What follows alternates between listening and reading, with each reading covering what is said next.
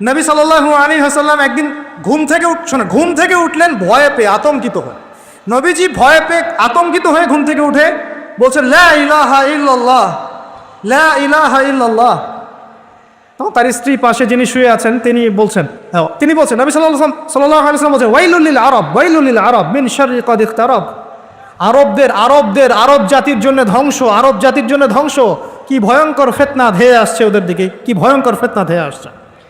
এবং তিনি হাতের ইশারা করে দেখালেন এইভাবে যে আজকে, নবীজি বলছেন 1400 বছর আগের কথা, 1445 বছর আগের কথা, 1445 বছর আগে নবীজি বলেছেন আজকে, ওই সময় আজকে ইয়াজুজ আর মাজুজের যে দেয়ালের কথা মনে আছে? জুলকারনাইনের সময় এই দেয়াল এতটুকু পরিমাণ খুলে দেয়া হয়েছে, এতটুকু পরিমাণ খুলে দেয়া হয়েছে 1400 কত বছর আগে? 45। তখন তার স্ত্রী বলছেন, আনুহলিক ওয়াফিনা সালিহিন, আনুহলিক ওয়াফিনা সালিহিন ইয়া রাসূলুল্লাহ, আমাদের মধ্যে ভালো মানুষরা থাকা সত্ত্বেও কি আমরা ধ্বংস হয়ে যাব? আপনি যে বলছেন ওয়াইলুল লিল আরব, আরবদের জন্য ধ্বংস। নবীজি বলছেন, নাম হ্যাঁ ধ্বংস হয়ে যাবে। ইযা কাসুরাতিল খাবাস, যখন নগ্নতা, বেহায়াপনা, অশ্লীলতা সমাজে রন্ধ্রে রন্ধ্রে ছড়িয়ে পড়বে, তখন আলেম জালেম সব ধ্বংস হবে। এই হাদিসটা অকাট্য হাদিস বুখারী মুসলিমের, মানে এটা সহিহ, এটা বিষয়ে কোনো সন্দেহ নেই। তাহলে নবীজি 1445 বছর আগে বলছেন যে আরবদের জন্য ধ্বংস ধেয়ে আসছে, এবং দেয়াল এভাবে খুলে দেয়া হয়েছে। কাদের দেয়াল? ইয়াজুজ আর মাজুজ। আর ইয়াজুজ আর মাজুজের সাথে আরবদের ধ্বংসকে সম্পর্কিত করা হলো না? ইয়াজুজ আর মাজুজের সাথে আরবদের ধ্বংসকে সম্পৃক্ত করা হলো এবং বেহায়াপনাকে সম্পৃক্ত করা হলো। বুঝতে পারছেন? আরব জাতির ধ্বংসের সাথে ইয়াজুজ মাজুজকে কানেক্টেড করা হলো এবং অশ্লীলতাকে, কি বলেন, অশ্লীলতাকে কানেক্টেড করা হলো। এখন আপনি চিন্তা করে দেখেন, সারা বিশ্বে পর্নোগ্রাফি কারা ছড়িয়ে দিয়েছে? বলেন দেখি। পর্নোগ্রাফি কি বেহায়াপনা না? সমাজের ইদা কাসুরাতিল খাবাস, যখন সমাজের রন্ধ্রে রন্ধ্রে বেহায়াপনা ছড়িয়ে পড়ে নাই? হাদিসটা মিলান। সমাজের এই মেয়েদের, এই যে ফ্যামিলিস্ট রেভলিউশন কারা ছড়িয়ে দিয়েছে? ওরা। সমাজে মেয়ে ছেলে একসাথে চলবে একই পোশাকে কারা ছড়িয়ে দিয়েছে? সমাজে মেয়েদের বেপর্দায় চলার এই সংস্কৃতি কারা ছড়িয়ে দিয়েছে? মাদক আর সুদের সংস্কৃতি কারা ছড়িয়ে দিয়েছে? সবচেয়ে বড় কথা, ফ্রি সেক্স, ওপেন সেক্স, জেনা, ব্যভিচার, পর্নোগ্রাফি, এগুলো কারা ছড়িয়ে দিয়েছে? এটাই ওই যে খুলে দেয়া হয়েছে। এটা আমার ব্যাখ্যা, এটা আমার বুঝ। পৃথিবীর এমন কোন রাষ্ট্র বাকি রাখে নাই তারা এগুলো ছড়াতে, এমন কোন রাষ্ট্র বাকি নেই। তাহলে সব জায়গায় ছড়িয়ে পড়বে না ইয়াজুজ মাজুজের ফিতনা? ছড়িয়ে পড়েছে। আল্লাহ পাক আমাদেরকে এই পশ্চিমা গোলকধাঁধা থেকে হেফাজত করুন, আমিন। আমাদের সংস্কৃতি নিয়ে আমরা বুক ফুলে বাঁচবো ইনশাআল্লাহ, আমাদের সংস্কৃতি নিয়ে আমরা চলবো ইনশাআল্লাহ। আমাদের কোরআন আছে, হাদিস আছে, আমাদের নবী আছেন, আমাদের সাহাবীরা আছেন, আমাদের দিন আছে ইনশাআল্লাহ। আমাদের অন্য কাউকে প্রয়োজন আছে? এই যে প্রযুক্তিগত কথাগুলো বললাম, একটু মাথা খাটান, এগুলো আমরাই তৈরি করতে পারবো ইনশাআল্লাহ। সব ঢেলে সাজানো যাবে ইনশাআল্লাহ তাআলা। আল্লাহ পাক আমাদেরকে বোঝার তৌফিক দান করুন। নামাজ শিখতে পারেন নাই, ওযু শিখতে পারেন নাই, এখন এই ভাইকে কি করবেন? এই ভাইকে ইসলামিক কিছু ডিপ্লোমা কোর্সের আওতায় আনতে হবে, এনে অফলাইন বা অনলাইনে শিক্ষা দিয়ে তাকেও মানুষ করে গড়ে তুলতে হবে। এই তো যদি আমরা চিন্তা করি, আমরা চিন্তা করতে হবে আমাদেরকে জাতি নিয়ে, বড় বড় কথা বললে হবে না তো। যুব সমাজের এখন যে অবস্থা, আপনি সামনে একটা ভয়ঙ্কর বিকলাঙ্গ যুব সমাজ দেখতে পারবেন। মস্তিষ্ক বিকৃত হয়ে গেছে এদের মোবাইল ফোন দিয়ে। মোবাইল ফোন, পর্নোগ্রাফি, মেয়েদের ফিতনা, হারাম অ্যাফেয়ার্স, মাদক, জুয়া, টিকটক, এই করতে করতে এদের মস্তিষ্কর সুস্থতা নষ্ট হয়ে গেছে। আল্লাহর কসম করে বলছি, এরা সুস্থ না। একটা চিত্র খুব কমন দেখতে পারবেন, 10টা-20টা ছেলে গোল হয়ে বসে আছে ফোন নিয়ে, সবার মনোযোগ নিচের দিকে। ওয়ার্ল্ডে কি হচ্ছে, আসমানে কি হচ্ছে, জমিনে কি হচ্ছে, কোথায় মুসলিমদের উপর বোম পড়লো, কোনো ফিকিরই নাই ওর। আপনি মনে করেছেন যে এই যুব সমাজ আগামীতে দেশের হাল ধরবে? আমি হলফ করে বলতে পারি কোনোদিন দেশের উপকার করতে পারবে না। আপনি নষ্ট করে ফেলছেন যুব সমাজকে, নষ্ট করে ফেলছেন একদম। এদেরকে সুস্থতার দিকে নিয়ে আসতে হলে ইসলামী শিক্ষার কোনো বিকল্প নাই, নামাজের কোনো বিকল্প নাই। এদেরকে সামাজিক কাজে লাগিয়ে দিতে হবে, সোশ্যাল কাজে, সামাজিক উন্নয়নমূলক কাজে, এই যে মানবতার সেবামূলক কাজে, প্র্যাকটিক্যাল কিছু কাজে, কিছু বানাও, কিছু করো, সায়েন্স নিয়ে ঘাটাঘাটি করো, কিছু প্রযুক্তি উদ্ভাবন করো, তোমরা কিছু করো। দেখেন আমরা যত কিছু ব্যবহার করি সব কিছু কিন্তু ইহুদি খ্রিস্টানদের। এই যে আমি যে মাইকে কথা বলছি, এই মাইকে ইসলামের বড় বড় কথা বলছি, এই মাইকটাও দেখা যাবে যে মুসলমান তৈরি করে নেয়। তাহলে এটা কি কাম্য ছিল? আর এই বিশ্বের যত শিক্ষার বুনিয়াদ, এই বুনিয়াদি শিক্ষা দিয়েছে মুসলিমরা। বিশ্বাস না করলে খালি আপনি 1200 বছর ইতিহাসটা পড়ে দেখেন। ইবনে সিনার নাম শুনেছেন? চিকিৎসা বিজ্ঞান দাঁড়িয়ে আছে ইবনে সিনার উপরে, নাম শুনে নেই? জাবির ইবনে হাইয়ানের নাম শুনেছেন? এই কেমিস্ট্রি না থাকলে আপনি ওষুধ তৈরি করতে পারবেন না। কেমিস্ট্রি না থাকলে কি পারবেন না? মেডিসিন তৈরি করতে পারবেন না। এটা দাঁড়িয়ে আছে কেমিস্ট্রি জাবির ইবনে হাইয়ানের উপরে, যাকে ইউরোপে বলে গ্যাবর ইবনে হাইয়ান। এরকম নাম প্রচুর আছে। আপনি এই যে ম্যাথামেটিক্সের কথা বলেন, জ্যোতির্বিদ্যার কথা বলেন, তারপরে প্রাণীবিদ্যার কথা বলেন, এই রক্ত সংবহন তন্ত্রের কথা বলেন, এক একটা সাবজেক্ট ধরে ধরে দেখেন, সবগুলার গোড়ার মধ্যে আমাদের মুসলিম মনীষীদের অবদান আছে। এমনকি এই যে পুরো বিশ্বের যে দর্শনগুলো চলছে, যত দর্শন, ফিলোসফিক্যাল থটস, আমরা ফিলোসফি পড়েছি, এই ফিলোসফিগুলোর গোড়ায় গিয়ে আপনি দেখবেন সব মুসলিম দার্শনিকদের নাম লেখা আছে। আমরা ইমাম গাজালির নাম জানি না, ইবনে রুশদের নাম জানি না, হ্যাঁ আমরা অনেক কিছু জানি না। আসলে আমরা শেকড় ভুলে গেছি এখন। বিশ্বাস করেন আমরা এই যে প্রযুক্তি, মোবাইল ফোন, টিকটক, মেয়েদের পিছনে ঘুরতে ঘুরতে, অ্যাফেয়ার, বাইক চালানো, আমরা আমাদের জীবনের লক্ষ্যই ভুলে গেছি। আল্লাহ পাক আমাদের যুব সমাজকে তাদের জীবনের লক্ষ্য বোঝার তৌফিক দান করো।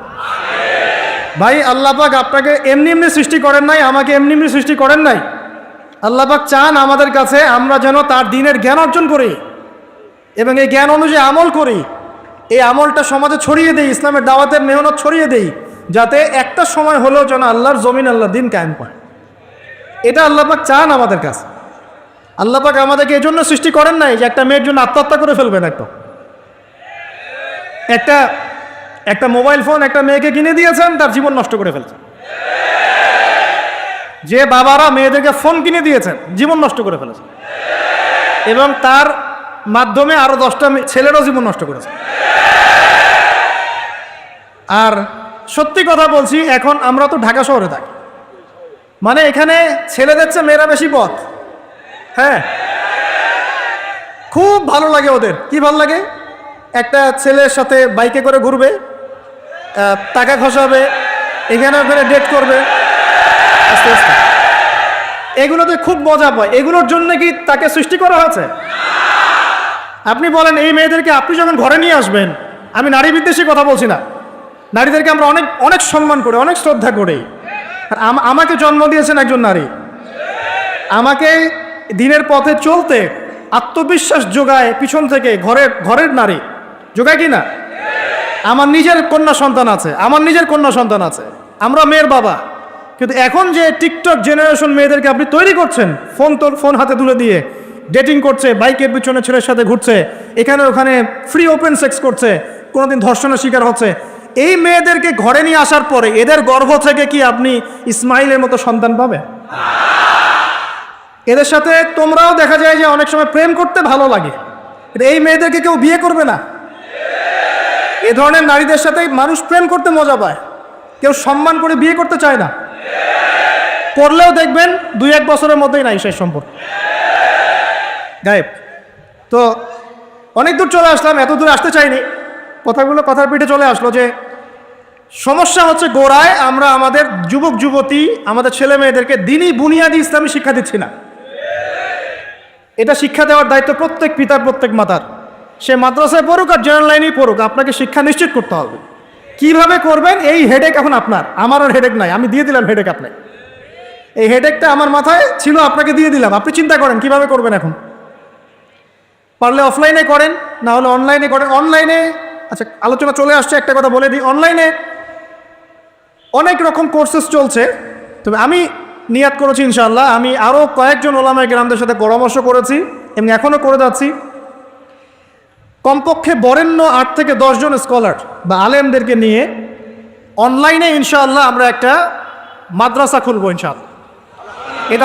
এটা অফলাইন না, অনলাইন মাদ্রাসা।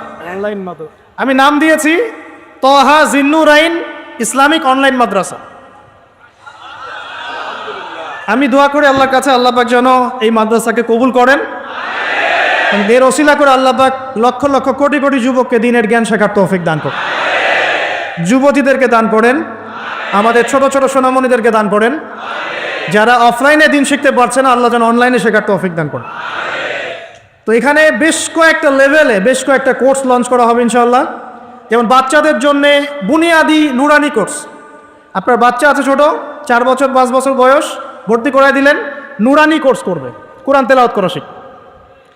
এরপরে হিপস, একটা হিপসের কোর্স, আপনি অনলাইনেই হিপস করবেন। যাদের বয়স 10 বছর হয়ে গেছে, 12 বছর 15 বছর, অনলাইন হিপস করবেন। আপনি চলে, আপনার বয়স যদি 30-40 হয় আপনিও করতে পারবেন, তো আপনার ব্যাচটা আলাদা হবে। এরপরে হচ্ছে আমাদের জেনারেল ভাইদের জন্য, জেনারেল শিক্ষিত দিনী ভাইদের জন্য ইসলামিক ডিপ্লোমা কোর্স। এটা কেমন? এখানে 4-5টা লেভেল থাকবে। লেভেল 1 মনে করে এখানে আপনার বুনিয়াদি জিনিস, আপনার আকীদা, আপনার কোরআন তেলাওয়াতের জ্ঞান, আপনার দৈনন্দিন জিকির আজগার, নামাজ, আপনার হাদিসের মধ্যে ফয়জুল কালামের মতো বই, ঠিক আছে, ইসলামের ইতিহাস, তারপরে ফিকহের মধ্যে ফিকহুল মুয়াসসার, এই ধরনের বই। মানে প্রাথমিক বুনিয়াদি যে জ্ঞানটুকু মাদ্রাসা দেওয়া হয় এটা ইনশাল্লাহ শিখবে। এটা শেষ করার পরে যাবেন লেভেল 2। লেভেল 2তে গিয়ে আরও হাই ক্লাস কিছু বই পাবেন, ওখানে আরও কিছু সাবজেক্ট অ্যাড হবে, ইসলামিক পরিবার, ইসলামিক অর্থনীতি, ঠিক আছে, ইসলামিক জিওপলিটিক্স, এসক্যাটোলজি, এরকম কিছু সাবজেক্ট আসবে ইনশাল্লাহ। এটা দিয়ে আবার কপি করে সবাই বানানো শুরু করে দিয়েন না, আমি তো বলে দিচ্ছি আর কি। আর বানালে আলহামদুলিল্লাহ কোনো সমস্যা নাই, এটাও দিনের খেদমত হবে ইনশাআল্লাহ। একজনকে দেখে যদি আরও 10 জন শেখে সমস্যা, কোনো সমস্যা। এভাবে লেভেল 3তে গিয়ে আপনি মাদ্রাসায় যেগুলো নাহু, হেদায়েতুন নাহু, হেদায়া কুদুরি, এই ধরনের বইগুলো পড়ানো হয়, এগুলো শিখবেন ইনশাআল্লাহ। শেষ লেভেলে গিয়ে আপনি জালালাইনের মতো তাফসীর শিখবেন ইনশাআল্লাহ। মানে একজন মৌলানা সাহেব বলতে বোঝাচ্ছি, আমি তো আপনাকে ফকিহ বা মুফতি বা মুহাদ্দিস এরকম লেভেলের কথা বলছি। একজন আলেম, একজন জাননেওয়ালা, বুঝওয়ালা মানুষ যতটুকু দিনের জ্ঞান অর্জন করেন ইনশাআল্লাহ, এই জ্ঞানটুকু আপনি লেভেল 1, 2, 3, 4, 5 এভাবে আপনি অর্জন করবেন ইনশাআল্লাহ। এভাবে যদি আমরা পুরো বাংলা ভাষাভাষীদের মধ্যে, পুরো ওয়ার্ল্ড ওয়াইড এটাকে ছড়াতে পারি ইনশাআল্লাহ, আগামী 5 বছরের মধ্যে আমরা আশাবাদী কমপক্ষে 1 লক্ষ মানুষ তো দিন শিখবেন ইনশাআল্লাহ। আল্লাহ পাক আমাদেরকে তৌফিক দান করুন। এবং এগুলো হবে খুব স্বল্প মেয়াদি, 6 মাস, 4 মাস, 6 মাস এরকম কোর্স, যাতে আপনি বিরক্ত না হন। কারণ আমি অভিজ্ঞতা থেকে দেখেছি 1 বছরের কোর্স মানুষ করতে চায় না। দিনী বোনদের জন্য কোর্স থাকবে, এবং দিনী বোনদের ক্লাস নেবেন মহিলা টিচাররা ইনশাআল্লাহ। দিনী বোনদের ক্লাস নেবেন মহিলা টিচাররা ইনশাআল্লাহ। যদি কেউ প্যারেন্টিং নিয়ে কোর্স করতে চান, প্যারেন্টিং কোর্স থাকবে, সন্তান প্রতিপালন। যদি কেউ পরিবার নিয়ে কোর্স করতে চান, ফ্যামিলি ডেভেলপমেন্ট কোর্স থাকবে। ইসলামিক ইকোনমিক্স নিয়ে কোর্স করতে চান, ইসলামিক ইকোনমিক্সের কোর্স থাকবে। ইসলামিক ফাইন্যান্স শিখতে চান, সেটা থাকবে ইনশাআল্লাহ। এক একটা ডিপার্টমেন্টে এক একটা কোর্স নিয়ে আমরা এই মাদ্রাসা লঞ্চ করবো ইনশাআল্লাহ তাআলা। ইনশাআল্লাহ। আল্লাহ পাক এটাকে কবুল করুন, আমিন। আমিন। এবং এর পাশাপাশি এই সিলেবাসগুলো আমি নিয়াত করেছি উন্মুক্ত করে দিব। যে কোনো প্রতিষ্ঠান, দিনী প্রতিষ্ঠান, সেটা হোক ইসলামিক স্কুল বা ইসলামিক কলেজ বা মাদ্রাসা, তারা যদি এই কোর্সগুলো করতে চায়, করাতে চায়, সিলেবাস নিয়ে তারা লঞ্চ করতে চায়, ইনশাআল্লাহ তাদের জন্য উন্মুক্ত করে দেওয়া হবে ইনশাআল্লাহ, যাতে করে সারা দেশের বিভিন্ন জায়গায় কোর্সগুলো ছড়িয়ে পড়ে। আমি জ্ঞানতাত্ত্বিক কথা এজন্য বললাম বেশি করে, প্রথম ফরজ আপনার উপরে ইকরা বিসমি রাব্বিকাল্লাযী খালাক। এখন চিন্তা করেন, হেরা গুহায় নবী সাল্লাল্লাহু আলাইহি ওয়াসাল্লাম বসে আছেন, জিবরাইল আলাইহিস সালাম এসে তার সামনে প্রথম যে আয়াতটা ওহী করলেন, সেই আয়াতটা নামাজের আয়াত ছিল না, সে একটা জাকাতের আয়াত ছিল না, সেই আয়াতটা রোজা রাখো আয়াত ছিল না, এমনকি মূর্তি পূজা করো না এমনও ছিল না। কি ছিল ভাই? ইকরা, আপনি পড়ুন, আপনি পড়ুন, হে নবী আপনি পড়ুন।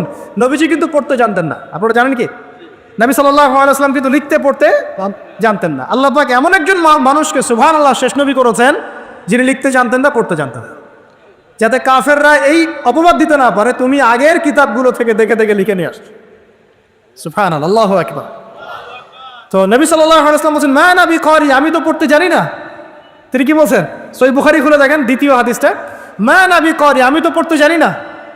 তারপরেও জিবরাইল আলাইহিস সালাম বলছেন ইকরা, আপনি পড়ুন, বিসমি রাব্বিকাল্লাযী খালাক, আপনার রবের নামে যিনি আপনাকে সৃষ্টি করেছেন। সুবহানাল্লাহ। সর্বপ্রথম এই জ্ঞানতাত্ত্বিক বিপ্লব হয়েছে মক্কার মাটিতে, তখনই আবু বকর, ওমর, ওসমান, আলীর মতো সাহাবী তৈরি হয়েছে। জ্ঞান ছাড়া শুধু বড় বড় কথা দিয়ে আর জ্ঞানহীন আমল দিয়েও কোনো কাজ নাই। জ্ঞানহীন আমল দিয়ে কিন্তু খুব একটা কাজ হয় না। আপনি হয়তো মনে করছেন যে আমি ইমাম সাহেবকে জিজ্ঞাসা করে নেবো, ব্যাস হয়ে গেল। কিন্তু জ্ঞান অর্জন করে আমল করার যে স্বাদ আর জ্ঞানহীন আমলের স্বাদ কখনো এক না। শুধু একটা হাদিস শোনা যান যে মেসওয়াক করি আমরা, যে দাঁত ব্রাশ করি, মেসওয়াক করি, যে ব্যক্তি মেসওয়াক করে এটা আল্লাহর কাছে অনেক বেশি পছন্দের। আল্লাহ পাক ভালোবাসেন মেসওয়াক করনেওয়ালাকে। এটা যখন আপনি জানলেন, এরপর যখন আপনি ব্রাশ করতে যাবেন, মেসওয়াক করতে যাবেন, আমলে স্বাদ পাবেন না? অজু করলে গোনাগুলো ঝরে যায়, যখন আপনি জানলেন যে অজু করলাম আমার অঙ্গ দিয়ে গোনা ঝরে যাচ্ছে, এটা ফিল করে অজু করলে স্বাদ পাবেন। নামাজে দাঁড়িয়ে আছেন, নামাজের প্রত্যেকটা শব্দ যদি আস্তে আস্তে পড়েন, ধীরে ধীরে অর্থগুলো বোঝার চেষ্টা করেন, নামাজে স্বাদ পাবেন। শুধু হাতটা তুলে শেষ রাতে আল্লাহকে বললেন যে আল্লাহুম্মা আতিনা ফিদ দুনিয়া হাসানা ওয়া ফিল আখিরাতি হাসানা ওয়া কিনা আযাবান নার। আল্লাহ আমাদেরকে দুনিয়াতে আপনি কল্যাণ দেন এবং পরকালেও কল্যাণ দেন। আল্লাহ আমাদেরকে জাহান্নামের আগুন থেকে বাঁচান। এই যে ফিলিংস, এটা আপনি না বুঝে পড়লে পাবেন। না বুঝে পড়লে একটা চর্চা, প্র্যাকটিস হয়, কিন্তু রুহানিয়াত আসে না। তো প্রিয় দিনী ভাইরা, এই জন্য শিক্ষা, জ্ঞান, দিনী ইলম অর্জন সবার আগে। আল্লাহ পাক আমাদের সবাইকে দিনী ইলম অর্জনের তৌফিক দান করুন।